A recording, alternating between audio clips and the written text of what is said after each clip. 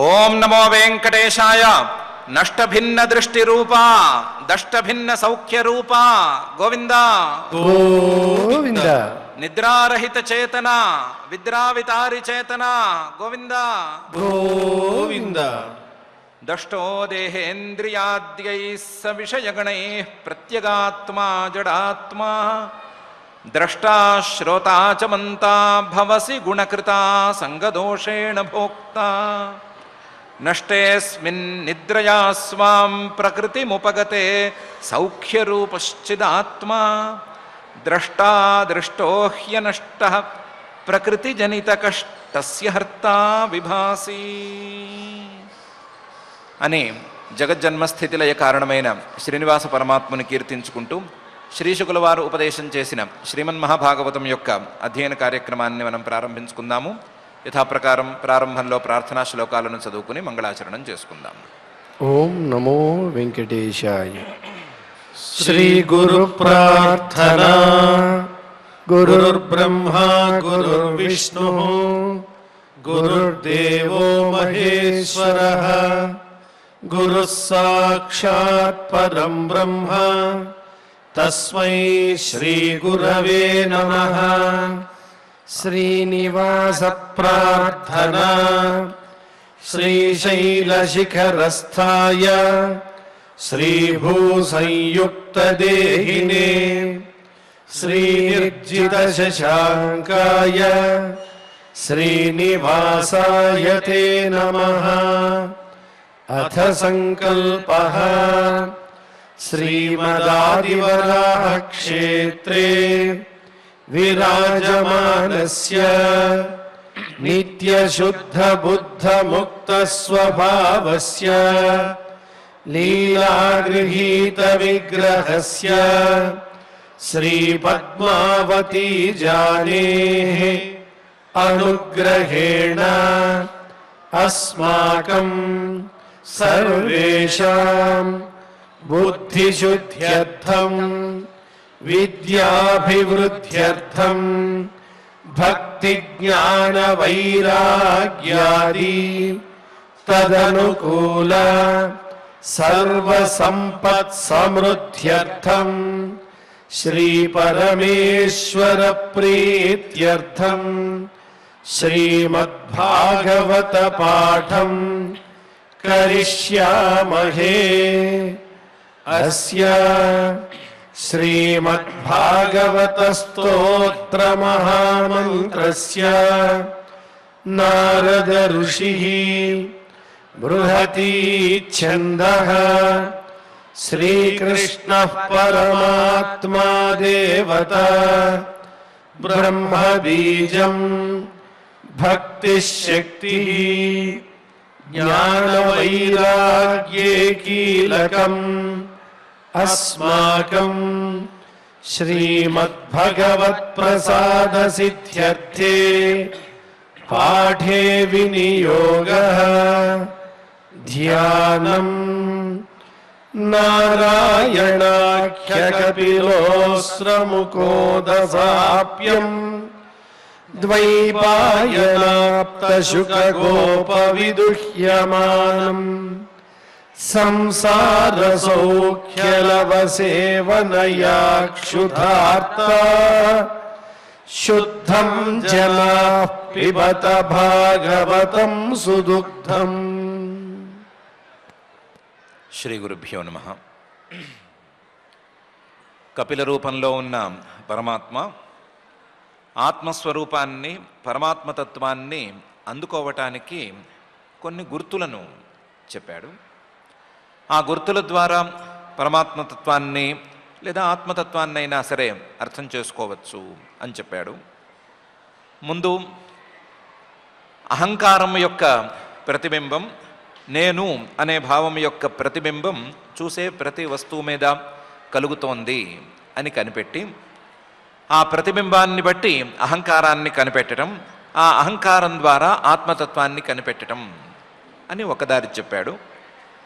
అలాగే మెలకువగా ఉన్నప్పుడు కలలు కంటున్నప్పుడు కాకుండా దీర్ఘనిద్రలో ఉన్నప్పుడు లేకపోతే సుషుప్తి అనే దశలో విశ్రాంతి తీసుకుంటున్నప్పుడు ఏ స్వరూపం పనిచేస్తోంది, ఏ స్వరూపం తెలుస్తోంది, ఏ రూపాలు తెలియకుండా ఉన్నాయి అనేటువంటి తేడా చూసుకున్నా కూడా ఆత్మతత్వం పరిచితం అయిపోతుంది అని చెప్పాడు.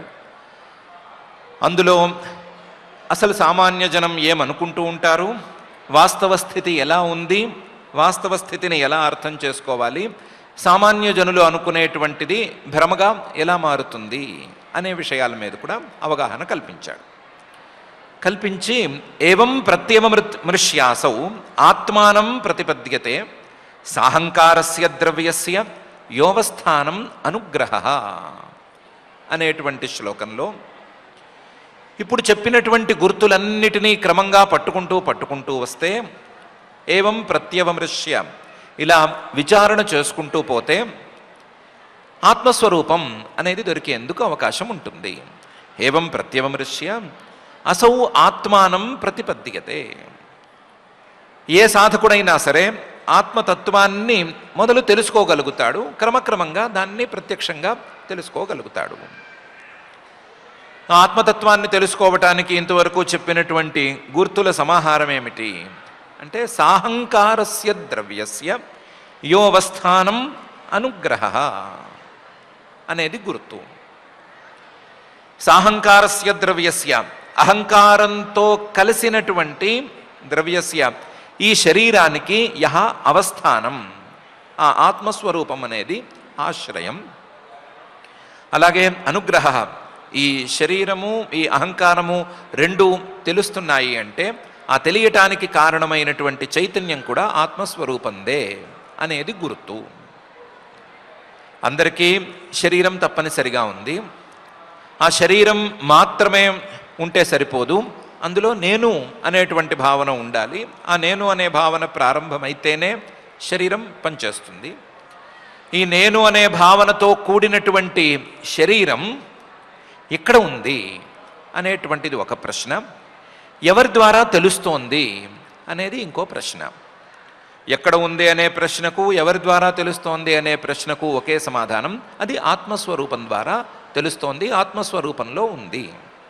ఆత్మస్వరూపమే లేకపోయినట్లయితే దాని ద్వారా ప్రకృతి భూత భౌతికాలను సృష్టి చేస్తూ ఈ శరీరాన్ని కలిగించకపోతే ఈ శరీరం యొక్క ఉనికి అనేది రానేరాదు. కాబట్టి ఆ విధంగా చూసుకున్నప్పుడు మొత్తం శరీరానికి ఆశ్రయం ఆత్మస్వరూపమే అవ్వాలి. అలాగే ఈ శరీరము, ఈ శరీరం లోపల ఉండేటువంటి అంతఃకరణము ఇవన్నీ జడాలు కాబట్టి తమంతట తాము వెలగలేవు. కాబట్టి వీటన్నిటినీ వెలిగేటట్లు చేయగలిగినటువంటి శక్తి ఆత్మస్వరూపానికే ఉంటుంది. కాబట్టి ఆత్మస్వరూపమే అనుగ్రహ, అవస్థానం అనుగ్రహ, ఈ రెండు ఆత్మస్వరూపమే అవుతాయి అనేది ఇంతవరకు చెప్పుకున్నటువంటి గుర్తు అని పరమాత్మే ఏవం ప్రత్యవమృష్యాసౌ ఆత్మానం ప్రతిపద్యతే సాహంకారస్య ద్రవ్యస్య యోవస్థానం అనుగ్రహ అని చెప్పాడు. సింపుల్గా చెప్పింది, ఈ శరీరం కావచ్చు, శరీరం లోపల ఉండేటువంటి పదార్థాలు కావచ్చు, ఇవన్నీ కూడా భూత భౌతిక పదార్థాలన్నీ కూడా ప్రకృతికి సంబంధించినవి. ప్రకృతికి సంబంధించినవైతే అవి స్వతంత్రంగా పనిచేయలేవు, వాటికి స్వతంత్రంగా పనిచేసే లక్షణం లేదు. వీటన్నిటినీ పని చేయించేది లోపల ఉన్నటువంటి ఆత్మతత్వం. ఆ ఆత్మతత్వం ఈ ప్రకృతి కంటే విభిన్నంగా ప్రవర్తిస్తూ విలక్షణంగా ఉంటూ ఈ ప్రకృతి తాలూకు వ్యవహారాలన్నిటినీ చేయిస్తూ ఉంటుంది. దాన్ని కనిపెట్టడం, దాని యొక్క స్వరూపాన్ని కనిపెట్టడం అనేది పనిగా పెట్టుకోవాలి. అలా పెట్టుకున్నట్లయితే గనక ఈ ప్రకృతి ద్వారా వచ్చేటువంటి కష్టాలన్నీ పోతాయి అని చెప్పదలిచాడు. ఇంతవరకు చెప్పుకుంటూ వస్తున్నటువంటి మొత్తం ఉపదేశానికి సారాంశం ఇది అని అనుకోవచ్చు. అయితే వెనకటికి ఓ పల్లెటూరులో ఓ చిన్న సంఘటన జరిగింది. కామమ్మ గారు అని ఒక అమ్మాయి ఉంది. అప్పటికి ఇంకా పెళ్లి కాలేదు. ఆ అమ్మాయికి పెళ్లి సంబంధాలు చూస్తున్నారు. పక్క ఊరి నుంచి ఎవరో ఈ కామమ్మ గారిని చూడటానికి, పెళ్లి చూపులు చూడడానికి వస్తున్నారు అని ఊళ్ళో వాళ్ళకి తెలిసింది. ఊళ్ళో వాళ్ళు అనుకున్నారు, మొత్తం అందరం ఊరి వారందరము సమష్టిగా ఉంటాము, స్నేహంగా ఉంటాం కదా, మనమందరము ఊరి పొలిమేర దగ్గరికి వెళ్ళి మన కామమ్మ గారిని చూడడానికి వచ్చిన వాళ్ళని మనం స్వాగతిద్దాము అనుకున్నారు. అనుకున్న వాళ్ళు అందరూ ఊరి పొలిమేర దగ్గరికి వెళ్ళారు. వెళితే వీళ్ళు వెళ్ళే సమయానికి వీళ్ళు దండ, బాజా, భజంత్రీలు ఇవన్నీ తీసుకెళ్ళారు. వెళ్ళే సమయానికి ఓ మనిషి ఓ తట్టా కర్ర పట్టుకుని వస్తున్నాడు. వస్తున్న వాడిని చూసి ఈ ఊళ్ళో వాళ్ళందరూ ఉత్సాహపడిపోయారు. ఉత్సాహపడిపోయి పల్లెటూరి భాష ప్రకారం కామమ్మ మొగుడు వచ్చాడు, కామమ్మ మొగుడు వచ్చాడు అని అరిచారు. అరిచిన వాళ్ళు అరిచినట్లుగానే నీకు స్వాగతం అని చెప్పి ఈ దండ కాస్త ఆ వ్యక్తి మెళ్ళలో వేసేశారు. వేసేసరికి అతను ఏదో చెప్పబోయాడు. చెప్పబోతే నువ్వేం మాట్లాడొద్దు, మా ఊరి మర్యాదలంటే ఇలాగే ఉంటాయి అని అతన్ని బెదిరించారు. బెదిరించి అతని చేతిలో తట్టా కర్ర 2 లాక్కున్నారు. లాక్కుని బలవంతాన ఈ కామమ్మ గారింటికి తీసుకొచ్చేశారు. తీసుకొచ్చేసరికి కామమ్మ గారు పెళ్లి కొడుకుని, సోకాల్డ్ పెళ్లి కొడుకుని చూసేసింది. చూసి నాకు నచ్చాడు అని చెప్పి, ఈ లోపల పంతులు గారు వచ్చేశారు. వచ్చేసి రాత్రికి రాత్రి బ్రహ్మాండమైన ముహూర్తం ఉంది, మీరు పెళ్లి చేయదలుచుకుంటే చేసేయచ్చు అన్నాడు.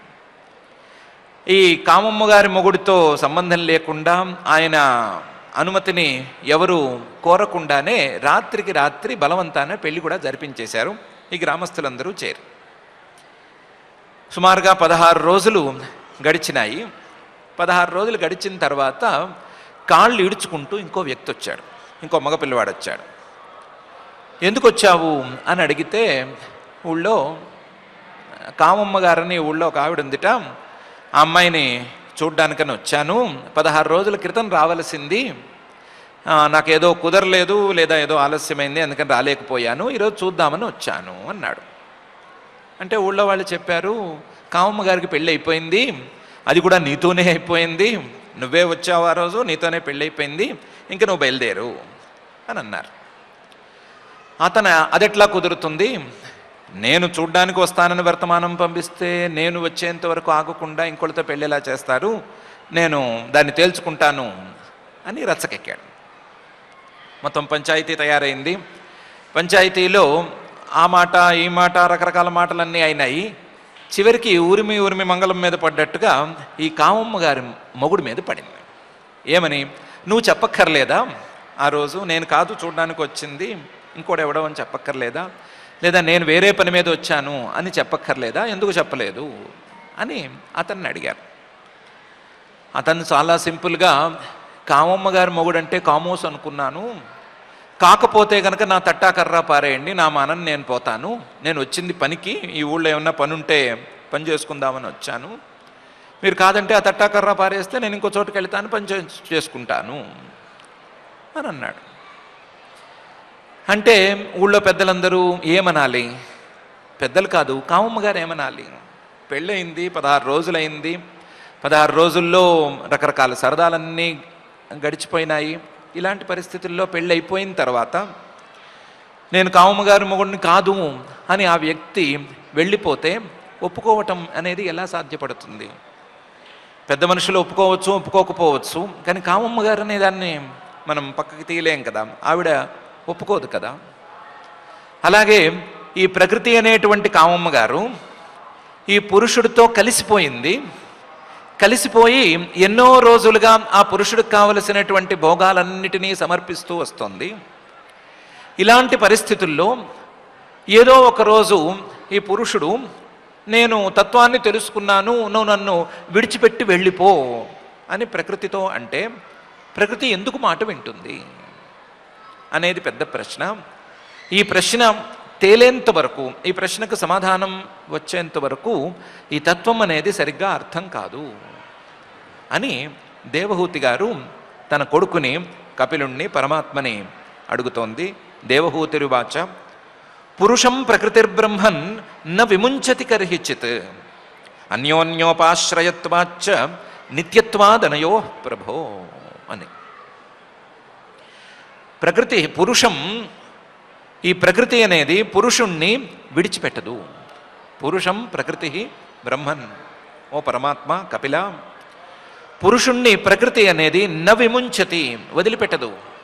కర్హిచిత్, ఎలాంటి పరిస్థితుల్లోనైనా సరే వదిలిపెట్టదు. ఇంతకాలం గట్టిగా పట్టుకుని ఇంతకాలం కావలసిన భోగాలన్నిటినీ అనుభవించిన తరువాత ఒకరోజు వదిలిపెట్టేయి అంటే వదిలిపెట్టదు. వదిలిపెట్టేందుకు అవకాశం కూడా లేదు. ఎందుకంటే అన్యోన్యోపాశ్రయత్వాచ్చ, ఈ ప్రకృతి పురుషుడు వీళ్ళిద్దరూ కూడా ఒకళ్ళ మీద ఒకళ్ళు ఆధారపడి ఉన్నారు. ప్రకృతి లేనిదే పురుషుడు ఒక పని చేయటానికి వీల్లేదు. పురుషుడు అనేవాడు వ్యాపకుడు, అతను అన్నిట్లా ఉండేటువంటి వాడు, ఏ రకమైనటువంటి మార్పు లేనివాడు. అతనికి మార్పులు కావాలి అంటే ప్రకృతి అనేది కావలసిందే. ప్రకృతి అనేది పురుషుడు లేనిదే స్వతంత్రంగా పని చేయలేదు. ప్రకృతి జడం, జడానికి తనంతట తాను కదిలేటువంటి శక్తి ఉండదు. ఎవరో ఒకరు తోయాలి. తోయటానికి పురుషుడు కావాలి, మారటానికి ప్రకృతి కావాలి. వీళ్ళిద్దరూ ఒకళ్ళ మీద ఒకళ్ళు ఆధారపడి ఉన్నారు. అన్యోన్యోపాశ్రయత్వాచ్చ. దీనికి తోడు నిత్యత్వాత్, వీళ్ళిద్దరూ నిత్యంగా ఉన్నారు. నిత్యంగా ఉన్నారు అంటే ఎప్పుడు కలిశారో మనకు తెలియదు. ప్రకృతి అనాదిగానే వస్తోంది, పురుషుడు అనాదిగానే వస్తున్నాడు. అనాదిగా వస్తున్నటువంటి వీళ్ళిద్దరూ ఎప్పుడు కలిశారో తెలియకుండానే కలిశారు. కాబట్టి వీళ్ళిద్దరినీ విడదీయటం అనేది ఎవరి వల్ల కాదు. వీళ్ళిద్దరినీ విడదీయడం ఎవరి వల్ల కాదు. వీళ్ళిద్దరిలో ప్రకృతి విడిపోతాను అంటే పురుషుణ్ణి ఒప్పుకోదు అనే పరిస్థితి ఉండగా, ప్రకృతితో సంబంధాన్ని విడగొట్టుకుంటే ఆ ప్రకృతి ద్వారా వచ్చే కష్టాలన్నీ పోతాయి అని చెప్తే మాత్రం ఏం ఉపయోగం ఉంటుంది అని దేవహూతి అడుగుతోంది. పురుషం ప్రకృతి బ్రహ్మన్ న విముంచతి కర్హిచిత్ అన్యోన్యోపాశ్రయత్వాచ్చ నిత్యత్వాత్ అనయోహో ప్రభో అని. ఇంతేకాదు, వీళ్ళిద్దరూ కలిసి ఉండటం అనేది ఒకళ్ళకి మరొకళ్ళకి తేడా తెలియనంతగా కలిసిపోవటం అనే స్థాయిలో ఉంది. వీళ్ళిద్దరూ ఎంతగా కలిసిపోయారు అంటే ఒకళ్ళకొకళ్ళకి తేడా కనిపెట్టడం అనేది అసాధ్యం అనే స్థాయిలో కలిసిపోయారు. యథా గంధశ్చ భూమేశ్చ న భావో వ్యతిరేకతః అపాం రసస్య చ యథా తథా బుద్ధేః పరస్య చ. ఎలాగైతే పృథివీ భూమికి గంధానికి, భూమి తాలూకు గుణమైనటువంటి గంధానికి అవినాభావ సంబంధం అనేది ఏర్పడిపోయిందో, అలాగే ప్రకృతికి పురుషుడికి అవినాభావ సంబంధం ఏర్పడిపోయింది. యథా గంధస్య, గంధానికి, భూమేశ్చ, ఆ వాసన ఉండేటువంటి భూమికి న భావో వ్యతిరేకతః, ఒకదాన్ని విడిచిపెట్టి మరొకటి ఉండటం అనేది లేనే లేదు. వాసన లేకుండా భూమి ఉండదు, భూమి లేకుండా వాసన విడిగా కనిపించటం అనేది జరగదు. ఈ రెండు కలిసే ఒక చోట ఉంటాయి. అలాగే ప్రకృతి లేకుండా పురుషుడు విడిగా తెలియటం, లేదా పురుషుడు లేకుండా ప్రకృతి కనిపించటం అనేది జరగనే జరగదు. లేదా అపాం రసస్య చ యథా, నీరు రుచి ఈ రెండు కూడా కలిసే ఉంటాయి. రుచిని నీటితో సంబంధం లేకుండా విడిగా తెలుసుకోవటం సాధ్యపడదు. రుచి లేకుండా కేవలం నీటిని నోటితో కానీ మరొక దాంతో కానీ తెలుసుకోవటం అనేది, లేదా కనీసం ఊహించగలగటం అనేది సాధ్యపడదు. ఈ రెండు కలిసిమెలిసే ఉంటాయి. కలిసిమెలిసి ఉండేటువంటి రుచి నీరు, అలాగే వాసన పృథివీ, లేదా గంధము పృథివీ అనే ఈ జంటలను విడదీయటం అనేది ఎవరి వల్ల కాదు కదా. తథా బుద్ధేః పరస్య చ, ప్రకృతి తాలూకు పరిణామమైనటువంటి బుద్ధి, దాంతో పురుషుడికి ఉండేటువంటి సంబంధం, దీన్ని కూడా విడదీయటం అనేది ఎవరి వల్ల కాదు. బుద్ధేః పరస్య చ, బుద్ధికి పురుషుడికి ఉండేటువంటి సంబంధం కూడా ఎవరు విడదీయలేనటువంటి సంబంధం కదా. దాన్ని ఎలా విడదీసి చూస్తాము అని. యథా గంధస్య భూమేశ్చ న భావో వ్యతిరేకతః అపాం రసస్య చ యథా తథా బుద్ధే పరస్య చ అని దేవహూతి అడుగుతోంది. పోనీవయ్య, కొన్ని సందర్భాలలో ఇలాంటివి జరిగితే జరుగుతాయి. అనాదిగా వస్తున్నదైనా సరే ఏదో ఒకరోజు ఆ సంబంధం తొలగిపోవటం అనేది జరిగితే జరగచ్చు. ఒక గుహ ఉంది, ఆ గుహలో చీకటి ఎన్నో ఏళ్లుగా తరతరాలుగా వస్తోంది. ఎన్ని యుగాలుగా ఆ చీకటి లోపల ఉంది అనే సంగతి ఎవరికీ తెలియదు. కానీ ఆ గుహ చీకటి ఎన్ని రోజులుగా కలిసి ఉన్నా సరే ఒక్కరోజు వెలుగు లోపలికి ప్రసరిస్తే చీకటి మటుమాయమైపోవాల్సిందే, చీకటి తొలగిపోవలసిందే, చీకటికి ఆ గుహకి ఉండేటువంటి సంబంధం పోవలసిందే. కాబట్టి ఇలాంటి ఉదాహరణల్ని తీసుకుంటే ఈ ప్రకృతి పురుషుల్ని ఇద్దరినీ విడదీయటం అనేది సాధ్యపడితే పడవచ్చుగాక. కానీ అకర్తుః కర్మబంధోయం పురుషస్య యదాశ్రయ గుణేషు సత్సు ప్రకృతే కైవల్యం తేష్వతః కథం అనే ప్రశ్న మాత్రం అలాగే మిగిలి ఉంటుంది. అకర్తుః కర్మబంధోయం పురుషస్య యదాశ్రయ. పురుషుడు నువ్వు చెప్పిన విధానం ప్రకారం చూస్తే పరిశుద్ధమైన వాడు, అతనిలో ఏ మార్పు ఉండటానికి వీల్లేదు. పురుషుల్లో ఏ రకమైనటువంటి చిన్న క్రియ కలగదు, పురుషుల్లో ఏ మార్పు లేదు. కానీ ఆ కర్తృత్వమో క్రియో వీటితో సంబంధం లేనటువంటి పురుషుడికి ఈ కర్తృత్వం అనేది అంటింది. అకర్తుః కర్మబంధోయం. ఎలా అంటింది అంటే ఆ కర్తృత్వం అనేది అంటి, ఆ కర్తృత్వం తాలూకు భోక్తృత్వం అంటి, ఆ భోక్తృత్వం ద్వారా కొత్త కొత్త జన్మలు రావటం అనేది ఒక బంధనంగా అంటిపోయింది. ఏమాత్రం విడిగా రానటువంటి బంధనంగా ఇది అంటుకుపోయింది. కర్మబంధోయం పురుషస్య. నువ్వు చెప్పినట్లుగా చూస్తే పురుషుడికి ఇవన్నీ అంటకూడదు, కానీ అంటినాయి. అంటే యదాశ్రయ, ఈ ప్రకృతి ద్వారానే అంటినాయి అని చెప్పుకోవాలి. ప్రకృతి తనలో ఉండేటువంటి కర్తృత్వాన్ని పురుషుడికి అంటించింది, అంటించి దాని ద్వారా వచ్చేటువంటి భోగాలన్నిటినీ పురుషుల్లో ఏర్పాటు చేస్తోంది అనే చెప్పుకోవాలి. చెప్పుకునే మాట అయితే గుణేషు సత్సు ప్రకృతే తేషు కైవల్యం పురుషస్య కథం. ఆ ప్రకృతి అలాగే ఉంది కదా, ప్రకృతి అనేది ఏమీ పోలేదు కదా. ఇందాక చెప్పుకున్నటువంటి గుహలోని చీకటి పోయినట్లుగా ప్రకృతి అనేది మటుమాయమవటానికి వీల్లేదు కదా. ప్రకృతి అనేది అలాగే ఉంది. ప్రకృతి అనేది అలాగే ఉంది కాబట్టే ఒక మనిషికి మోక్షం లాంటిది వచ్చినా మరొక వ్యక్తికి యథాపూర్వం సంసారం అనేది ఉంటోంది కదా. కాబట్టి ప్రకృతి అనేది మటుమాయం కావటం లేదు, ప్రకృతి అలాగే ఉంటోంది. ప్రకృతి అలాగే ఉండగా ప్రకృతిలోని గుణాలు సత్వ రజస్ తమో గుణాలు మూడు అలాగే పనిచేస్తూ ఉండగా ఆ గుణాల తాలూకు ప్రభావాలు మళ్ళీ మళ్ళీ కలుగుతూనే ఉండగా కైవల్యం అనేది ఎలా కుదురుతుంది? ప్రకృతి ఉంది, ప్రకృతిలో గుణాలు ఉన్నాయి, ఆ గుణాలు పని చేస్తూ కూడా ఉన్నాయి. పని చేస్తూ ఉండగా ప్రకృతి పని చేస్తూ ఉండగా పురుషుడికి కైవల్యం అనేది ఎలా వస్తుంది? పురుషుడు ఈ ప్రకృతితో సంబంధం లేకుండా ఎలా ఉండగలుగుతాడు? ప్రకృతి అలాగే స్థిరంగా ఉంటూ పని చేస్తూ ఉన్నంతకాలం మార్పులను ఎవరు ఆపగలుగుతారు అని దేవహూతి ప్రశ్నిస్తోంది. అకర్తుః కర్మబంధోయం పురుషస్య యదాశ్రయ గుణేషు సత్సు ప్రకృతే కైవల్యం తేష్వతః కథం అని. పోనీ ఏదో విధంగా పోతుంది అని అనుకున్నాము. అన్ని సందర్భాల్లోనూ మన లాజిక్ పనిచేయాలని లేదు, అన్ని సందర్భాలకి ఎగ్జాంపుల్స్ దొరకాలి అని లేదు. పోనీ ప్రకృతి పనిచేస్తోంది అని అనుకుందాము. ప్రకృతి కొంతమందికి పనిచేస్తుంది, కొంతమందికి పనిచేయదు.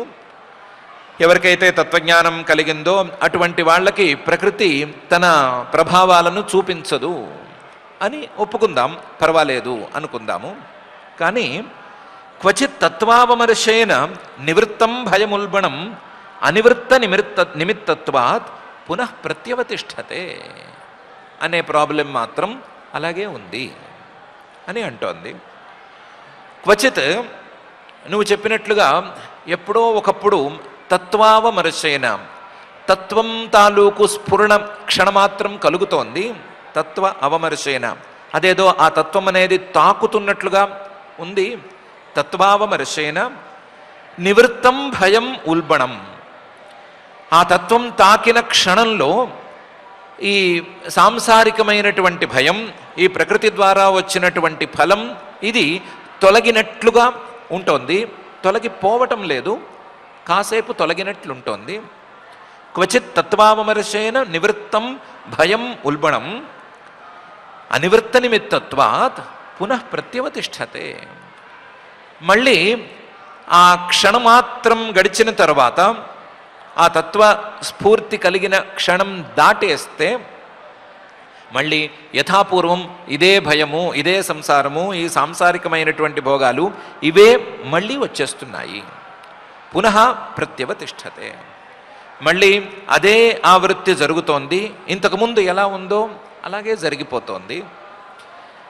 దీన్ని దాటడం అనేది అయ్యే పనిగా లేదు. ఎందుకు అంటే అనివృత్త నిమిత్తత్వాత్. దీని తాలూకు అసలు కారణం అనేది పోలేదేమో అని అనిపిస్తోంది. దీనికి తాలూకు అసలు కారణం నీ మాటల్లో చూడాలి అంటే ప్రకృతి అనుకుంటే, ఆ ప్రకృతి పోలేదు కాబట్టి, ప్రకృతి అలాగే ఉంది కాబట్టి క్షణమాత్రం పోయినట్లున్నా సరే మళ్ళీ వచ్చేస్తోంది. సముద్రపు తీరంలో అలలను చూస్తుంటే కనుక అల వెనక్కి వెళ్ళినట్టే వెళుతోంది. అక్కడేమీ నీరు లేదు అని క్షణం అనిపిస్తోంది. ఈ లోపల మళ్ళీ నీరు కొట్టుకొచ్చేస్తోంది. ఆ కొట్టుకొచ్చే నీరు ఇందాక వచ్చిన స్థాయి కంటే కొంచెం పైకి కూడా వచ్చేందుకు అవకాశం ఉంటుంది. ఎందుకంటే అనివృత్త నిమిత్తత్వాత్. సముద్రం అనే నిమిత్తం అక్కడ ఉన్నంతకాలం ఒకదాని తర్వాత ఒక అల వస్తూనే ఉంటుంది. ఏదో క్షణం మాత్రమే రాకుండా ఆగినట్లు ఉంటుంది, కానీ పూర్తిగా ఆగిపోవటం అనేది సాధ్యపడేలా లేదు కదా అని దేవహూతి క్వచిత్ తత్వావమర్శేన నివృత్తం భయముల్బణం అనివృత్త నిమిత్తత్వాత్ పునః ప్రత్యవతిష్ఠతే అని అడిగింది. ఆవిడ అడిగిన 4 శ్లోకాల ప్రశ్నల సారాంశం ఇంతే. ప్రకృతిని పురుషుణ్ణి విడదీయటం అనేది ఎలా? వీళ్ళిద్దరూ చాలా గట్టిగా కలిసిపోయారు కాబట్టి వీళ్ళిద్దరినీ విడదీయటం అనేది ఎవరి వల్ల కాదు అనేదే ప్రశ్నల సారాంశం. దానికి కపిలుడు పరమాత్మ సమాధానం చెప్తున్నాడు. శ్రీ భగవానువాచ అనిమిత్త నిమిత్తేన స్వధర్మేణ అమలాత్మన తీవ్రయా మయి భక్త్యా చ శృత సంహృతయా చిరం అని మొదలుపెట్టి పరమాత్మ అంటున్నాడు, ఇది కామమ్మ గారి పెళ్లి వ్యవహారం కాదు. అక్కడ జరిగినట్టుగా యాక్సిడెంటల్గా ఏమీ జరగలేదు. ఎప్పుడు కలిశారో తెలియకుండా ఈ ప్రకృతి పురుషులు ఇద్దరూ కలిసిన మాట వాస్తవం. కానీ ప్రకృతి మాత్రమే అంటుకోలేదు, పురుషుడు కూడా ప్రకృతిని అంటుకునే ఉన్నాడు. పురుషుడు కూడా ప్రకృతి తాలూకు పరిణామాలు వీటి మీద ఆసక్తిని పెంచుకుంటూనే వస్తున్నాడు. తాను పెంచుకున్నటువంటి ఆసక్తులే తనకు బంధనాలవుతున్నాయి అనే విషయాన్ని కనిపెట్టలేకుండా పెంచుకున్నాడు. పెంచుకోవటం, సంబంధాన్ని పెంచుకోవటం అనేది ప్రకృతి వైపు నుంచి మాత్రమే కాదు, పురుషుడి వైపు నుంచి కూడా జరిగింది. కాబట్టి తెంచుకోవాలి అనుకున్నా సరే, ఆ సంబంధం తొలగిపోవాలి అని అనుకున్నా సరే, పురుషుడి వైపు నుంచి పెరిగినటువంటి ఆసక్తులను తగ్గించుకోవటం అనే దారిలో జరగాలి. ప్రకృతి పురుషుడు ఎప్పుడు కలిశారో తెలియదు. ఎప్పుడు కలిసినా సరే చీకటి, గుహలోని చీకటి మటుమాయమైనట్లుగా ఈ సంబంధం మాయమవ్వటానికి ఆస్కారం ఉంది. కానీ దానికి పురుషుడి వైపు నుంచి కూడా చాలా ప్రయత్నం అనేది జరగాలి. పురుషుడి వైపు నుంచి అంటుకోవటానికి చేసిన ప్రయత్నం, ఆసక్తి అనే ప్రయత్నం ఉంది కదా, దానికి విరుద్ధమైన విరుగుడు ప్రయత్నం అనేది జరగాల్సిందే. జరిగినప్పుడు ఈయన ఎంత ఆసక్తిని పెంచుకున్నాడో అంత ఆసక్తిని తగ్గించుకుంటూ వస్తే ఈ ప్రకృతి పురుష వియోగం అనేది జరిగేందుకు అవకాశం ఉంటుంది. అలా జరిగేందుకు అవకాశం ఉంది కాబట్టే నువ్వు అడిగిన ప్రశ్నలలో క్వచిత్ తత్వావమర్శేన అనే మాట కుదురుతుంది. అలాంటి ప్రయత్నం కొంచెంగా సఫలం అవుతోంది కాబట్టే ఎప్పుడో ఒకప్పుడు లేదా క్షణమాత్రమైనా సరే ఆ తత్వజ్ఞానం తాలూకు స్ఫూర్తి కలుగుతోంది. చిన్న చిన్న ముక్క లాంటిది అనుభవంలోకి వస్తోంది. అది అనుభవంలోకి వస్తోంది అంటేనే ప్రకృతి పురుష వివేకం అనేది సాధ్యమే అని తేలుతోంది. సాధ్యమే కానీ అది నిలబడటం లేదేమిటి అనే ప్రశ్న ఉంది. ఆ ప్రశ్నకి సమాధానం ఏమిటి అంటే, ఇలాంటి సందర్భాలలో ఎప్పుడైనా సరే అసలు సాధ్యపడుతోంది కానీ నిలబడటం లేదు అంటే దానికి కారణం ఆ వ్యక్తి చేసేటువంటి సాధన స్థాయిని అందుకోకపోవటం. ఆ సాధన అప్ టు ద మార్క్ అని అనుకున్నట్లుగా లేదు. ఆ సాధన ఈ తత్వజ్ఞానాన్ని నిలబెట్టుకునేంత స్థాయిలో లేదు అని అర్థం. ఇలా గనక ఉన్నట్లయితే ఆ తత్వజ్ఞానాన్ని నిలబెట్టుకునే స్థాయిలో సాధన గనక చేసుకున్నట్లయితే ఆ సాధనకు ఫలితంగా ఈ తత్వజ్ఞానం నిలబడి ప్రకృతి పురుషులు ఇద్దరూ విడిపడటం అనేది జరిగిపోతుంది అని పరమాత్మ చెప్పదలిచి ఇన్ని మాటలు నేను చెప్పను, నేను చెప్పే మాటలను బట్టి మీరే అర్థం చేసుకోవాలి అని ఆ స్థాయిని అందుకోవటానికి కావలసినటువంటి సామగ్రిని ఆ సాధనాలన్నీ గురించి ఈ శ్లోకంలోనూ పై శ్లోకంలోనూ ప్రస్తావన చేస్తున్నాడు. ఏం లేదు, ప్రకృతి పురుషుడు ఇద్దరు అంటుకున్నారు. అంటుకున్న వాటిల్లో పురుషుడి వైపు నుంచి ఏం ప్రయత్నం జరిగింది అనేది చూద్దాము. పురుషుడి వైపు నుంచి ప్రకృతి ద్వారా వచ్చేటువంటి ఫలితం మీద ఆసక్తిని పెంచుకోవటం అనే ప్రయత్నం గట్టిగా జరిగింది. ఈయన కూడా అంటించుకున్నాడు. దానికి వెరుగుడుగా గనక అనిమిత్త నిమిత్తేన స్వధర్మేణ,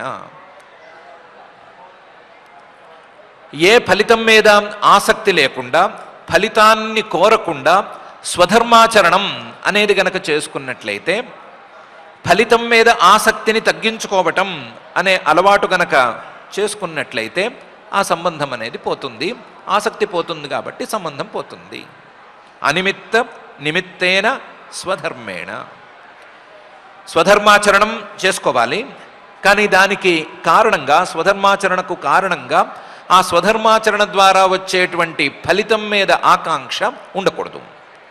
అది లేకుండా ఇది నా స్వధర్మం కాబట్టి నేను చేసుకోవాలి అనే అభిప్రాయం ఉండాలి. అనిమిత్త నిమిత్తేన స్వధర్మేణ.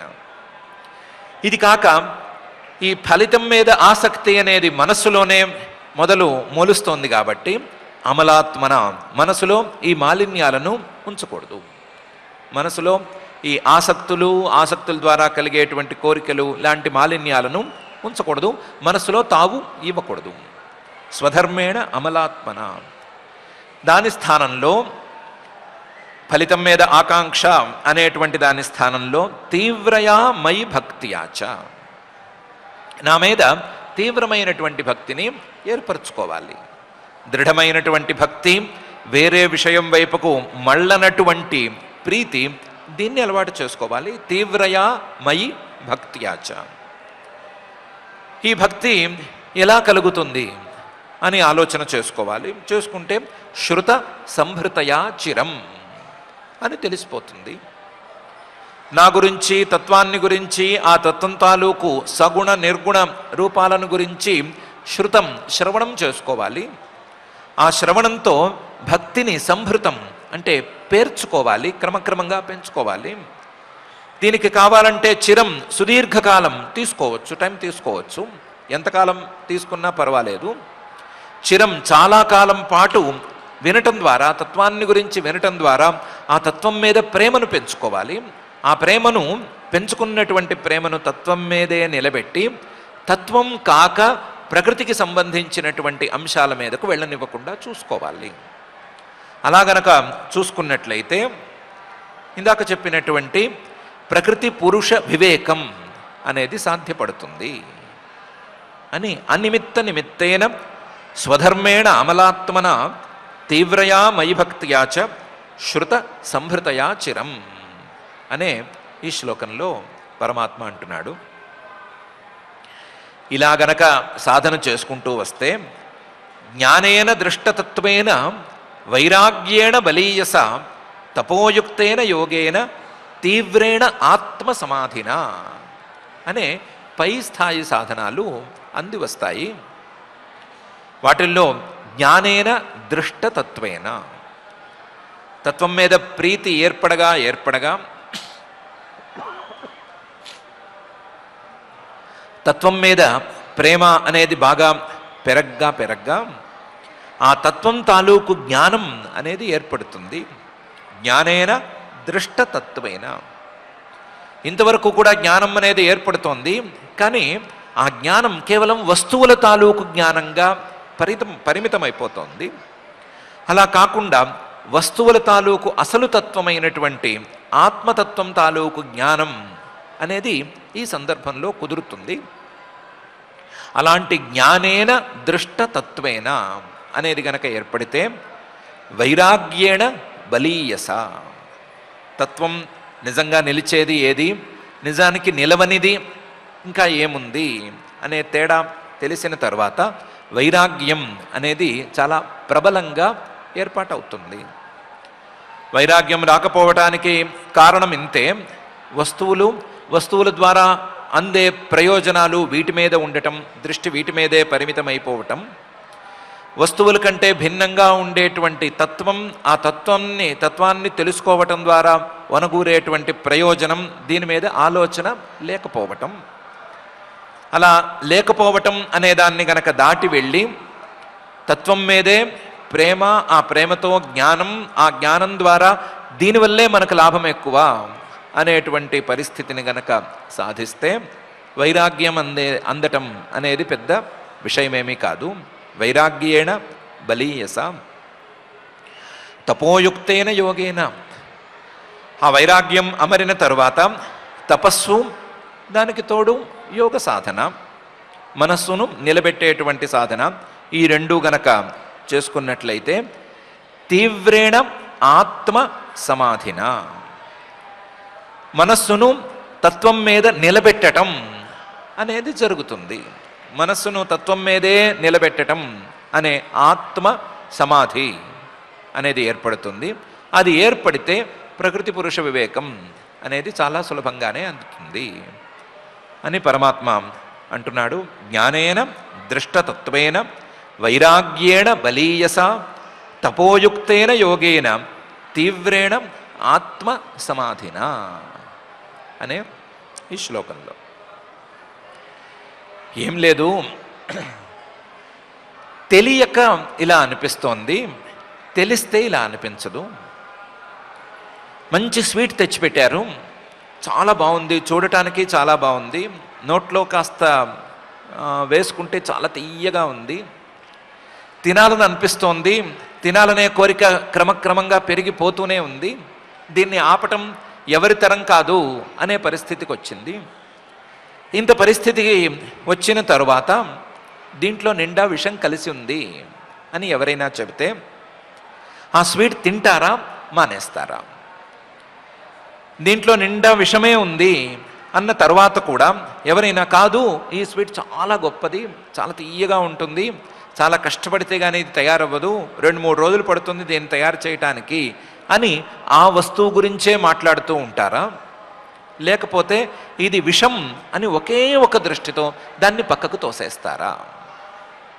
అంటే ప్రాణాల మీద తీపి ఉన్న ఎవరైనా సరే దాన్ని విషం కింద భావించి పక్కకు తోసేస్తారు కదా. కాకపోతే అది విషం అనే మాట అర్థం కావాలి, అర్థమైతే పక్కకు తోసేస్తారు. అలాగే ఈ సాంసారికమైనటువంటి భోగాల మీద, ఈ విషయాల మీద ఎన్నెన్నో ప్రేమలు ఉన్నాయి. ఎందుకు ప్రేమ కలుగుతోంది, ఎందుకు దీని మీద ఆసక్తి కలుగుతోంది, ఎందుకు కోరిక కలుగుతోంది అంటే ఈ ఫలితాలను గురించి మాత్రమే ఆలోచిస్తూ ఉండటం వలన. అలా కాకుండా దానికి వ్యతిరేక దిశలో ఆలోచన గనక ప్రారంభమైతే వాస్తవానికి ఇది విషం, దీనివల్ల మనం నష్టపోతున్నామే తప్ప లాభం అనేది లేదు, దీనికంటే కూడా తత్వాన్ని తెలుసుకుంటే ఫలితం 1,000,000 రెట్లు 1,00,00,000 రెట్లు ఎక్కువగా ఉంటుంది అనేటువంటి ఒక జ్ఞానం అనేది నిజంగా ఏర్పడితే దీన్ని పక్కకి తోయటం అనేది పెద్ద విషయమే కాదు. వెంటనే పక్కకు తోసేస్తారు. తోసేసి వైరాగ్యంతో దీన్ని పక్కకి తోసేసి ఆ ఆత్మతత్వం అనే దాన్ని ఎలా తెలుసుకోవాలి అనే ప్రయత్నాన్ని ప్రారంభిస్తారు. ఆ ప్రయత్నం కోసం తపస్సు చేయాలి అంటే తపస్సు చేస్తారు, యోగ సాధన చేయాలి అంటే యోగ సాధన చేస్తారు, లేదా ఏకాగ్రంగా మనస్సును ఆత్మస్వరూపం మీద నిలబెట్టాలి అంటే నిలబెట్టడానికి పూనుకుంటారు. పూనుకోవటానికి ముందు ఈ జ్ఞానం అనేది చాలా అవసరంగా ఉంది. ఈ జ్ఞానం కలగాలి అంటే మనస్సు పరిశుద్ధంగా ఉండటం అనేది అవసరంగా ఉంది. మనస్సు పరిశుద్ధంగా ఉండాలి అంటే స్వధర్మాచరణ అనేది కావలసి ఉంది అని పరమాత్మ ఈ 2 శ్లోకాలలో చెప్తున్నాడు. చెప్పి ప్రకృతి పురుషస్యేహ దహ్యమానాత్వహర్నిశం తిరోభవిత్రీ శనకై అగ్నేర్యోనిరివారణి అని ఇలాంటి సాధన గనక జరిగిన మాట అయితే ప్రకృతి కనుమరుగైపోవటం, ప్రకృతి తన ఫలితాలను చూపించకుండా ఉండటం అనేది సాధ్యపడుతుంది అని చెప్తున్నాడు. ఇలా సాధించుకున్నటువంటి వారికి ప్రకృతి పురుషస్య, ఆ పురుషుడికి సదరు వ్యక్తికి ఈ ప్రకృతి ప్రతిదిశం దహ్యమాన, అహర్నిశం దహ్యమాన, ఈ సాధనతో ఆ ప్రకృతి కాలిపోయినట్టు మండిపోయినట్లు అయిపోతుంది. అందులోనూ అహర్నిశం రాత్రింబవళ్ళు ఇదే సాధన గనక సాగినట్లయితే రాత్రింబవళ్ళు ఈ కాలిపోవటం అనేది ప్రకృతికి జరుగుతూనే ఉంటుంది. దహ్యమానాత్ అహర్నిశం, ఇలా రాత్రింబవళ్ళు కాలిపోవటం అనేది జరిగితే తిరోభవిత్రీ శనకై, మెల్లమెల్లగా శనకై మెల్లమెల్లగా ఈ ప్రకృతి అనేది తిరోభవిత్రి కనుమరుగు అయిపోతుంది. తిరోభవిత్రి శనకై, దానికి ఉదాహరణగా కూడా అగ్నేర్యోనిరివారణి అని చెప్పుకోవచ్చు.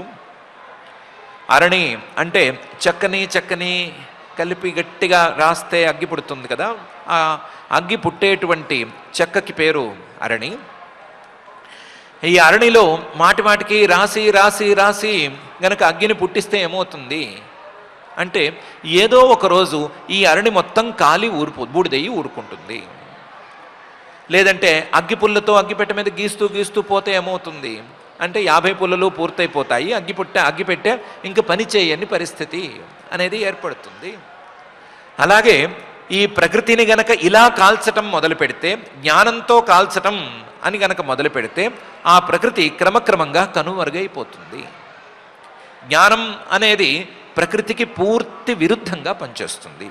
ప్రకృతి ఇలాంటి తత్వజ్ఞానాన్ని ఏమాత్రం సహించలేదు అని పరమాత్మ ప్రకృతి పురుషస్యేహ దహ్యమానాత్వహర్నిశం తిరోభవిత్రీ శనకై అగ్నేర్యోనిరివారణి అనే ఈ శ్లోకంలో అంటున్నాడు. ఇలా గనక జరిగినట్లయితే సాధన నిరంతరం సాగుతూ సాధనలో చెప్పినటువంటి ప్రధానమైన అంశాలన్నీ గనక సక్రమంగా ఉన్నట్లయితే భుక్తభోగా పరిత్యక్త దృష్టదోషాచ నిత్యశః నేశ్వరస్యాశుభం ధత్తే స్వే మహిమ్ని స్థితస్యచ అనే స్థితి ఏర్పడుతుంది అని అంటున్నాడు. భుక్తభోగ, ఇక మీద ఈ ప్రకృతితో భోగాలను అనుభవించవలసిన అవసరం లేదు అనే పరిస్థితి వచ్చేస్తే, దృష్టదోష, ఈ ప్రకృతిలో ఉండేటువంటి దోషాలన్నీ తెలిసిపోయినాయి, లేదా ఈ ప్రకృతిలో ఉండే ప్రధానమైన దోషం అనేది తెలిసిపోయింది అనే పరిస్థితి వచ్చేస్తే ఆ ప్రకృతి తప్పనిసరిగా విడిచి వెళ్ళిపోతుంది. ప్రకృతిని విడవటం అనేది సాధ్యపడుతుంది. దృష్టభోగ పరిత్యక్త, భుక్తభోగ పరిత్యక్త దృష్టదోషాచ నిత్యశః. కాకపోతే ఈ ప్రాసెస్ అనేది బాగా గట్టిగా సాగాలి. ఇలాంటి పరిస్థితులలో ప్రకృతిలో ఉండేటువంటి దోషాన్ని చూసిన స్థితిని గనక అందుకున్నట్లయితే ఆ దోషంతో ప్రకృతిని తోసివేయగలిగినటువంటి పరిస్థితే గనక వచ్చేస్తే నేశ్వరస్యాశుభం ధత్తే, స్వతంత్రుడైనటువంటి ఆ జీవుడికి ప్రకృతి అనేది ఏ రకమైన అశుభాన్ని, ఏ రకమైనటువంటి సంసార ఫలాన్ని ఇవ్వలేదు.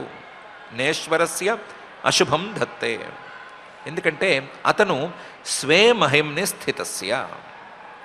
ఇంతవరకు చిన్న చిన్న భోగాల కోసం ప్రకృతిని ఆశ్రయించుకుని ఉంటున్నాడు కదా, చిన్న చిన్న ఫలితాల కోసం ప్రకృతినే పట్టుకుని వెళ్ళాడుతున్నాడు కదా, ఆ స్థితి నుంచి నాకు ప్రకృతి ద్వారా ఏ ఫలితము అక్కర్లేదు, నేను నా స్వరూపమైనటువంటి ఆనందాన్ని అనుభవిస్తున్నాను అని తన స్వస్వరూపమైనటువంటి ఆనందాన్నే అనుభవిస్తూ వస్తున్నాడు. కాబట్టి స్వే మహిమ్ని స్థితస్య, ఇంకోళ్ళ గొప్పదనాన్ని నేను ఒప్పుకోనక్కర్లేదు, నా స్వస్వరూపమైనటువంటి ఆనందం తాలూకు గొప్పదనమే చాలా గట్టిది అనే నిర్ణయానికి వచ్చేసి ఉంటాడు. కాబట్టి ఇక మీద ప్రకృతి ద్వారా అందవలసింది, ప్రకృతిని లెక్క చేయవలసింది ఏమీ ఉండదు. అప్పుడు ప్రకృతి కూడా ఇతనికి ఏ ఫలితాన్ని ఇవ్వదు అని పరమాత్మ భుక్తభోగా పరిత్యక్త దృష్టదోషాచ నిత్యశ నేశ్వరస్యాశుభం ధత్తే స్వే మహిమ్ని స్థితస్య చ అనే ఈ శ్లోకంలో చెప్తున్నాడు. దానికి ఉదాహరణగా 2 శ్లోకాలలో విషయం చెప్తున్నాడు. యథా హ్యప్రతిబుద్ధస్య ప్రస్వాపో బహ్వనర్థవత్ స ఏవ ప్రతిబుద్ధస్య నవై మోహాయ కల్పతే అని. పడుకున్న వాడికి కలొచ్చింది, కలేమో పీడకలగా ఉంది. పీడకలలో కానరాని అమంగళాలన్నీ చూస్తున్నాడు. తన తలకాయని తనే తీసుకున్నట్టు కనిపిస్తుంది, మళ్ళీ ఉన్నట్టుండి ఆ తలకాయ అంటుకుపోతుంది, ఈసారి ఇంకోటి తీసినట్టు కనిపిస్తుంది. కనిపించేవన్నీ అక్కర్లేని విషయాలే కనిపిస్తున్నాయి. బాధపడుతున్నాడు, భయపడుతున్నాడు, ఎన్నెన్నో కష్టాలను అనుభవిస్తున్నాడు. ఇలాంటి వాడు ఈ కష్టాలను దాటాలి అంటే ఏం చేయాలి? కలలో కనిపించే కష్టాలు దాటాలి అంటే ఏం చేయాలి? యథా హ్యప్రతిబుద్ధస్య ప్రస్వాపో బహ్వనర్థవత్.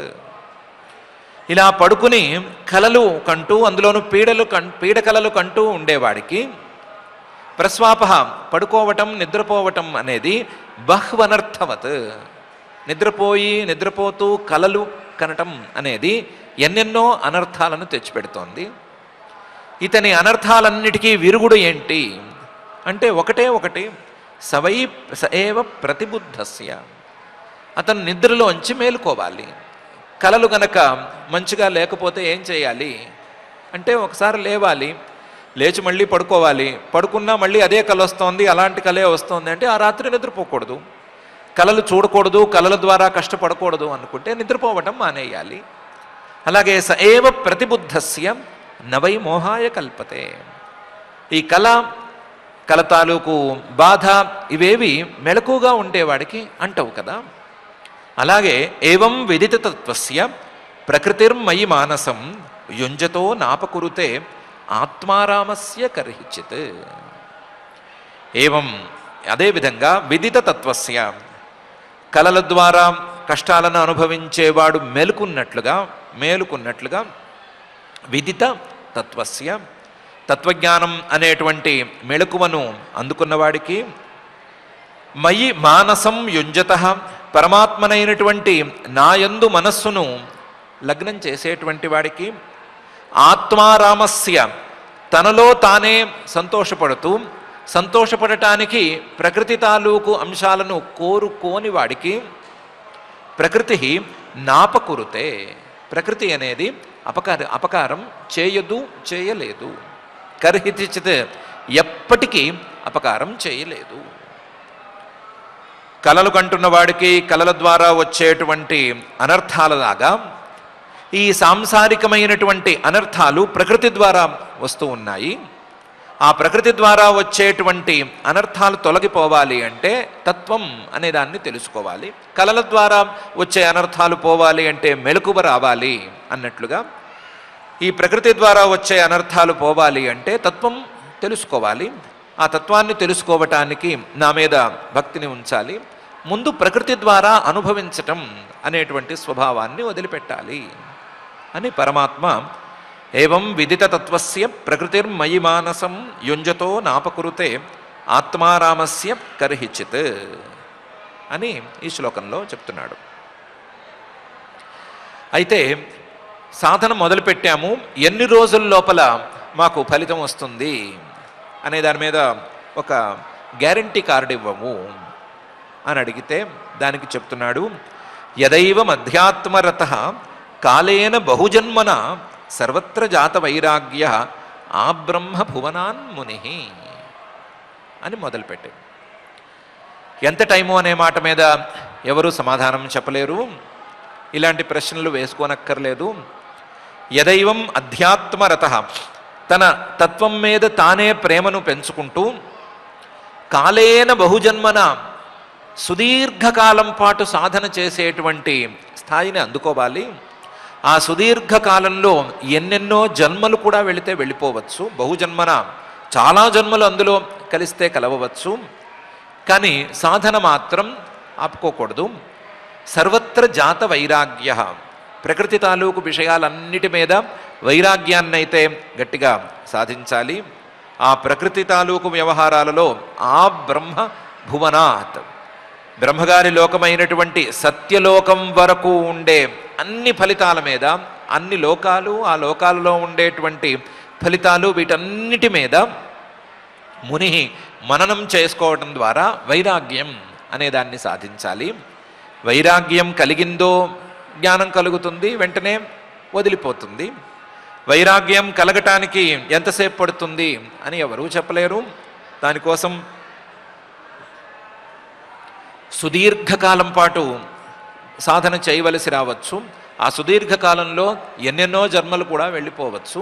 కానీ ఓర్పుగా సాధన చేసుకోవలసిందే అని యదైవ మధ్యాత్మరత కాలేన బహుజన్మన సర్వత్ర జాత వైరాగ్య ఆబ్రహ్మ భువనాన్ముని మద్భక్త ప్రతిబుద్ధార్థో మత్ప్రసాదేన భూజస నిశ్రేయసం స్వసంస్థానం కైవల్యాఖ్యం మదాశ్రయం అనే శ్లోకంలోనూ చెప్తున్నాడు. మద్భక్త, నా మీద భక్తి ఉండాలి. ప్రతిబుద్ధార్థ, ఆత్మతత్వాన్ని తెలుసుకోవాలి. ఈ రెండూ గనక చేసుకున్నట్లయితే, నా మీద భక్తి, ఆత్మతత్వాన్ని తెలుసుకునే ప్రయత్నము, ఈ రెండూ గనక జరిగినట్లయితే మత్ ప్రసాద, నా యొక్క అనుగ్రహం అనేది అందుతుంది. అందులోనూ గట్టిగా భూయస, చాలా ఎక్కువ స్థాయిలో అందుతుంది. అలా గనక అందినట్లయితే నిశ్రేయసం, శాశ్వతమైనటువంటి ప్రయోజనాన్ని అతను అందుకోగలుగుతాడు. స్వసంస్థానం, ప్రకృతి మీద ఆధారపడకుండా తన మీద తాను ఆధారపడేటువంటి ఫలితాన్ని పొందగలుగుతాడు. కైవల్యాఖ్యం, కైవల్యం అనే పేరు కలిగినటువంటి ఆ ఫలితాన్ని పొందగలుగుతాడు. మదాశ్రయం, నేను అనుగ్రహించేటువంటి ఆ ఫలితాన్ని తప్పనిసరిగా అందుకుంటాడు అని మద్భక్త ప్రతిబుద్ధార్థ మత్ప్రసాదేన భూయస నిశ్రేయసం స్వసంస్థానం కైవల్యాఖ్యం మదాశ్రయం అనే ఈ శ్లోకంలో పరమాత్మ చెప్తున్నాడు. ప్రాప్నోతిహాంజసా ధీర స్వదృశాచ్ఛిన్న సంశయ యద్గత్వా న నివర్తేత యోగి లింగాద్ వినిర్గమే అని ఫలితం అనేది తప్పనిసరిగా వస్తుంది అని ఈ శ్లోకంలో చెప్తున్నాడు. ప్రాప్నోతి, తప్పనిసరిగా ఈ నిశ్రేయసాన్ని పొందుతాడు. అంజస, ఏమాత్రం సందేహం లేకుండా జ్ఞానం కలగటమేంటి, ఫలితం అందటమేంటి అనే తీరులో అందుకుంటాడు. కాకపోతే దానికి కావలసినటువంటి ధీర, ధైర్యం అనేది ఉండాలి. సాధనలో బెసిగిపోకుండా ఉండటం, మధ్య మధ్యలో మానేయటం లాంటివి లేకుండా ఉండటం అనేది ఉండాలి. ఇలాంటి వాడు స్వదృశాచ్ఛిన్న సంశయ, తన యొక్క తత్వజ్ఞానంతో తన సందేహాలన్నిటినీ పోగొట్టుకోగలుగుతాడు. స్వదృశ చిన్న సంశయ, ఇలాంటి వాడు తప్పనిసరిగా ఫలితాన్ని పొందుతాడు. యద్గత్వా న నివర్తేత యోగి లింగాద్ వినిర్గమే. ఈ ఫలితాన్ని ఒకసారి పొందితే, ఈ కైవల్యాన్ని అందుకుంటే, ఈ నిశ్రేయసాన్ని ఒకసారి గనక అందుకుంటే యద్గత్వా న నివర్తేత, మళ్ళీ తిరిగి రాడు. ఓ దేవహూతి, నువ్వు అడిగినట్లుగా ఒక క్షణం అందినట్లుంటుంది కానీ నిలబడట్లేదు అనే ప్రశ్నకు సమాధానం ఇది. ఇంత స్థాయిలో గనక సాధన చేసుకోగలిగినట్లయితే యద్గత్వా న నివర్తేత, మళ్ళీ తిరిగి రావటం అనేది ఉండదు. క్షణమాత్రమే కనిపించటం, తర్వాత కనిపించకపోవటం అనేది జరగదు. యద్గత్వా న నివర్తేత యోగి లింగాత్ వినిర్గమే, తన సూక్ష్మ శరీరంతో కూడా బంధాన్ని తెంచుకోగలుగుతాడు. సూక్ష్మ శరీరం నుంచి కూడా విడిగా వెళ్ళగలుగుతాడు. సూక్ష్మ శరీరంతోనూ ప్రకృతితోనూ అన్నిటితోనూ బంధాలు పోవటం వలన అతను శాశ్వతమైనటువంటి ఆనందాన్ని పొందగలుగుతాడు అని ప్రాప్నోతి ఈహాంజసా ధీర స్వదృశాచ్ఛిన్న సంశయ యద్గత్వా ననివర్తేత యోగి లింగాద్ వినిర్గమే అనే ఈ శ్లోకంలో పరమాత్మ చెప్తున్నాడు. చెబుతూ ఇంతకుముందు మోక్షానికి ఒక్క క్షణం ముందు అణిమాద్యష్టైశ్వర్యాలు లభిస్తాయి అని చెప్పాను కదా. ఆ అణిమాద్యష్టైశ్వర్యాల మీద కూడా దృష్టి లేకుండా ఉన్నట్లయితే, వాటి మీద కూడా వైరాగ్యాన్ని గనక సాధించినట్లయితే నేను చెప్పినటువంటి నిశ్రేయసాన్ని, శాశ్వతమైన ఫలితాన్ని సాధకుడు అందుకోగలుగుతాడు అని ఈ అధ్యాయపు చివరి శ్లోకంలో యదాన యోగోపచితాసు చేతః మాయాసు సిద్ధస్య విషజ్జతేంగ అనన్యహేతుష్వథమే గతి స్యాత్ ఆత్యంతికీ యత్ర న మృత్యుహాసః అనే శ్లోకంలో చెప్తున్నాడు. యోగోపచితాసు, ఇతను తన సాధనలో భాగంగా యోగ సాధన చేసుకుంటాడు కదా. ఆ యోగం అనేది గనక ఏర్పడినట్లయితే యోగోపచితాసు మాయాసు అణిమాద్యష్టైశ్వర్యాలు ఎన్నెన్నో ఫలితాలుగా వస్తాయి. ఆ వచ్చినటువంటి ఫలితాల మీద సిద్ధస్య, ఈ సిద్ధుడి తాలూకు చేతః మనస్సు న విషజ్జతే, సంబంధాన్ని కలగకుండా వాటి మీద ఆసక్తి లేకుండా ఉండటం అనేది జరిగే మాట అయితే అది ఎప్పుడైతే లభిస్తుందో యదాచ న యోగోపచితాసు చేతః మాయాసు సిద్ధస్య విషజ్జతేంగ. ఇవి కేవలం మాయలు, ఈ సాంసారికమైన ఫలితాల్లో కానీ లేకపోతే ప్రకృతి తాలూకు ఫలితాల్లో కానీ ఉత్తమ స్థాయి ఫలితాలు అయితే అవ్వచ్చు, కానీ ఇవి ప్రకృతి తాలూకు ఫలితాలే, వాటికి మనం ఏమీ మోహపడకూడదు అనే అభిప్రాయాన్ని ఎప్పుడైతే అతను పొందుతాడో, అనన్యహేతుషు, ఇవి యోగ సాధన ద్వారా తప్ప మరొక దాని ద్వారా రావు అని తెలిసినా సరే వాటి మీద ఏమాత్రం కోరికను ఉంచుకోకుండా వైరాగ్యాన్నే బలపరుచుకుని ఉంటాడో అప్పుడు మే గతి స్యాత్, నా యొక్క తత్వాన్ని, నా యొక్క స్థానాన్ని, నా యొక్క శాశ్వతానందాన్ని పొందగలుగుతాడు. నా గతి ఎలాంటిది అంటే ఆత్యంతికి, అంతాలు లేనటువంటిది, ఏ రకమైనటువంటి అంతు లేనటువంటిది, అలాంటి అంతులేని ఆనందాన్ని పొందగలుగుతాడు. ఎత్ర న మృత్యుహాసః, నన్ను చేరితే లేదా నా యొక్క స్వరూపమైనటువంటి ఆనందాన్ని పొందగలిగితే మృత్యువు అలాంటి వాడిని చూసి నవ్వటం అనేది జరగదు. నన్ను కాక అష్టైశ్వర్యాలను పొందిన అష్టైశ్వర్యాలకు లోబడ్డా సరే మృత్యుహాసః, మృత్యువు అలాంటి వాడిని చూసి నవ్వుతుంది, అలాంటి వాడికి మృత్యువు తప్పనిసరిగా ఏర్పడుతుంది. కానీ నేను చెప్పినటువంటి నా స్వరూపాన్ని పొందితే మాత్రం మృత్యుహాసః నభవతి, మృత్యువు అలాంటి వాడిని చేరలేదు, అలాంటి వాడిని చూసి నవ్వలేదు, అలాంటి వాడికి కూడా దూరంగా జరిగిపోతుంది అని పరమాత్మ యదాన యోగోపచితాసు చేతః మాయాసు సిద్ధస్య విషజ్జతేంగ అనన్యహేతుష్వథమే గతి స్యాత్ ఆత్యంతికి యత్ర న మృత్యుహాసః అనే ఈ శ్లోకంలో చెప్తున్నాడు. ఈ శ్లోకంతో 27వ అధ్యాయం, తృతీయ స్కంధంలోని 27వ అధ్యాయం కాపిలోపాఖ్యానంలో మోక్షరీతి వర్ణనం అనే పేరు కలిగినటువంటి అధ్యాయం, చిన్న అధ్యాయం, 30 శ్లోకాల అధ్యాయం పూర్తయిపోతుంది. ఈ అధ్యాయంలో ప్రధానంగా పరమాత్మ మోక్షం అంటే ఏమిటి, ఆ మోక్షాన్ని అందుకోవటానికి దారులేమున్నాయి అని సాధనాలను గురించి చర్చించాడు. మధ్యలో తల్లిగారు కొన్ని ప్రశ్నలు వేస్తే ఆ ప్రశ్నకు సమాధానంగా సాధన దృఢంగా బలంగా చేసుకోవాలి అనే విషయాన్ని చెప్పాడు. ఈ అధ్యాయంలో ఉండేటువంటి ఎన్నెన్నో సాధనాలు భగవద్గీతలోనూ యోగ దర్శనంలోనూ యోగశాస్త్రంలోనూ అక్కడక్కడ విక్షిప్తంగా ఉన్నాయి. విక్షిప్తంగా ఉన్న వాటిని పరమాత్మ ఒక చోటకి చేర్చి సాధనాలను చెప్పాడు. చెప్పిన సాధనాల్లో కల్లా కూడా స్వధర్మాచరణ, దాని ద్వారా మనస్సును శుద్ధం చేసుకోవటం, దాని ద్వారా జ్ఞాన మార్గంలోకి అడుగు పెట్టడం, దాని ద్వారా వైరాగ్యం ద్వారా తత్వజ్ఞానాన్ని అందుకోవటం, వీటన్నిటికీ భక్తిని జోడించుకోవటం అనేటువంటి ప్రధానమైన అంశాలను ఈ అధ్యాయంలో చెప్పాడు. ఈ అధ్యాయం ఇంతటితో ఇక్కడికి ముగిసింది. మనం యథాప్రకారం పరమాత్మ చెప్పినటువంటి విషయాలను ఒకసారి నెమరు వేసుకున్నట్లయితే, దేవహూతి గారు అడిగినటువంటి ప్రశ్న మనకు ఆవిడ అడిగిన స్థాయి కంటే బలంగా మనసులో ఉంది. ఇది వదిలేది కాదు, పెట్టేది కాదు, మనం చేయగలిగింది కాదు, అందుకోగలిగింది కాదు. ఇదేదో వినటానికి విన్నట్లుగా ఉంటుంది, కానీ విన్న తర్వాత వెంటనే పోతోంది. వినేటప్పుడు ఏమైనా కాసేపు నిజమేమో అని అనిపిస్తుంది, కానీ అయిన వెంటనే మాత్రం దీని గురించి ఊసు కూడా మనసులో ఉండట్లేదు. ఇలాంటప్పుడు ఇది తత్వజ్ఞానం ఏమిటి, దీన్ని అందుకోవటం ఏమిటి అనేటువంటి ప్రశ్న మనకు కూడా చాలా గట్టిగా బలంగా ఉంది.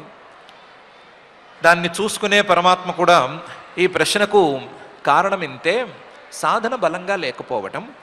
సాధనే గనక బలంగా ఉండే మాట అయితే ఈ ప్రశ్న రాదు, ఆ ప్రశ్నలో విషయమైనటువంటి పరిస్థితి తలెత్తదు అని చెప్తూనే ఉన్నాడు. కాబట్టి పరమాత్మ యొక్క ఆ సమాధానాన్ని మన ప్రశ్నకు సమాధానంగా ప్రధానంగా మలుచుకుని, సాధన బలంగా ఉంటే ఈ ప్రశ్న, ఇలాంటి ప్రశ్న ఏదైనా సరే రాదు అనే విషయాన్ని గట్టిగా నిర్ణయించుకుందాం. నిర్ణయించుకుని సాధన బలంగా సాగాలి అంటే సాధన మొదలవ్వాలి. ఆ మొదలవ్వాలి అంటే దానికి ఆ జగజ్జన్మ స్థితి లయ కారణమైనటువంటి శ్రీనివాస పరమాత్మని అనుగ్రహం ఉండాలి. అలాంటి పరమాత్మ అనుగ్రహంతో మనం కూడా సాధన చేయాలి అని ఆయన్ని ప్రార్థించుకుందాం. ఆ ప్రార్థనతో ఈ రోజుకి పారాయణ కార్యక్రమాన్ని ప్రారంభించుకుందాం. పారాయణ కార్యక్రమాన్ని ప్రారంభించుకునే ముందు చిన్న విజ్ఞప్తి. రేపు, ఎల్లుండి, మరుసటి రోజు 3 రోజులు నాకు సెలవును దయచేయవలసింది. నిన్న ఇచ్చింది సెలవు కాదు, అది సిక్ లీవ్, కాబట్టి అది సెలవు కిందకి రాదు. రేపు, ఎల్లుండి, అవతల ఎల్లుండి 3 రోజులు మాత్రం సెలవు ఇవ్వవలసింది. 3 రోజులు ఆచార్యుల వారు భాగవత మహాత్మ్యాన్ని చెప్తారు, ఒక అధ్యాయం చెప్తారు. కాబట్టి ఆ అధ్యాయం చూసుకోవటం, పారాయణ చేసుకోవటం కార్యక్రమాలతో 3 రోజులు గడిపితే 4వ రోజు నేను హాజరవుతాను అని విజ్ఞప్తి. ఇప్పుడు పారాయణ కార్యక్రమాన్ని ప్రారంభించుకుందాం. ఈరోజు తృతీయ స్కంధంలో 27వ అధ్యాయంలో 17వ శ్లోకం నుంచి మనం పారాయణ చేసుకుంటున్నాం. అథ శ్రీమద్భాగవతే పారమహంస్యాం సంహితాయాం తృతీయ స్కంధే సప్తవింశాధ్యాయే శ్లోకాః దేవహూతిరువాచ పురుషం ప్రకృతిర్బ్రహ్మన్ న విముంచతి కర్హిచిత్ అన్యోన్యాపాశ్రయత్వాచ్చ నిత్యత్వాదనయోః ప్రభో యథా గంధస్య భూమేశ్చ నభావో వ్యతిరేకతః అపాం రసస్య చ యథా తథా బుద్ధేః పరస్య చ అకర్తుః కర్మబంధోయం పురుషస్య యదాశ్రయః గుణేషు సత్సు ప్రకృతేః కైవల్యం తే శ్వతః కథం క్వచిత్ తత్వావమర్శేన నివృత్తం భయముల్బణం అనివృత్త నిమిత్తత్వాత్ పునః ప్రత్యవతిష్ఠతే శ్రీభగవానువాచ భగవానువాచ అనిమిత్తనిమిత్తేన అనిమిత్తనిమిత్తేన స్వధర్మేణామలాత్మనా స్వధర్మేణామలాత్మనా తీవ్రయా మయి భక్త్యా చ తీవ్రయా మయి భక్త్యా చ శ్రుత సంభృతయా చిరం శ్రుత సంభృతయా చిరం జ్ఞానేన దృష్టతత్వేన జ్ఞానేన దృష్టతత్వేన వైరాగ్యేణ బలీయసా వైరాగ్యేణ బలీయసా తపోయుక్తేన యోగేన తపోయుక్తేన యోగేన తీవ్రేణాత్మసమాధినా తీవ్రేణాత్మసమాధినా ప్రకృతి పురుషస్యేహ ప్రకృతిః పురుషస్యేహ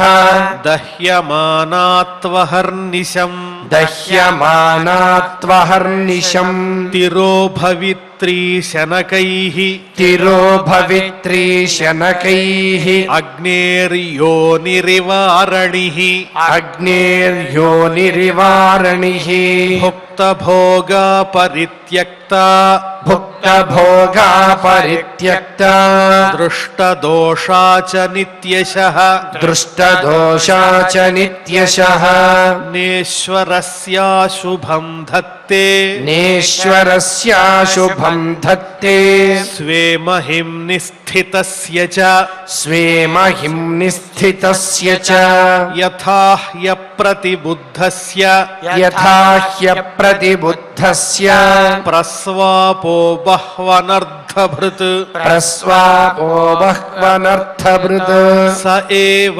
ప్రతిబుద్ధస్య స ఏవ ప్రతిబుద్ధస్య న వై మోహాయ కల్పతే న వై మోహాయ కల్పతే ఏవం విదిత తత్వస్య ఏవం విదిత తత్వస్య ప్రకృతిర్మయి మానసం ప్రకృతిర్మయి మానసం యుంజతో నాపకురుతే యుంజతో నాపకురుతే ఆత్మా రామస్య కర్హిచిత్ ఆత్మా రామస్య కర్హిచిత్ యదైవ మధ్యాత్మరతః యదైవ మధ్యాత్మరతః కాలేన బహుజన్మనా కాలేన బహుజన్మనా సర్వత్ర జాత వైరాగ్యః సర్వత్ర జాత వైరాగ్యః ఆ బ్రహ్మ భువనాన్ మునిః ఆ బ్రహ్మ భువనాన్ మునిః మద్భక్తః ప్రతిబుద్ధార్థో మద్భక్తః ప్రతిబుద్ధార్థో మత్ప్రసాదేన భూయసా మత్ప్రసాదేన భూయసా నిశ్రేయసం స్వసంస్థానం నిశ్రేయసం స్వసంస్థానం కైవల్యాఖ్యం మదాశ్రయం కైవల్యాఖ్యం మదాశ్రయం ప్రాప్నోతి హాంజసాధీరః ప్రాప్నోతి హాంజసాధీరః స్వదృశాచ్ఛిన్న సంశయః స్వదృశాచ్ఛిన్న సంశయః యద్గత్వా న నివర్తేత యద్గత్వా న నివర్తేత యోగీ లింగాద్వినిర్గమే యోగీ లింగాత్ వినిర్గమే యదా న యోగోపచితాసు చేతో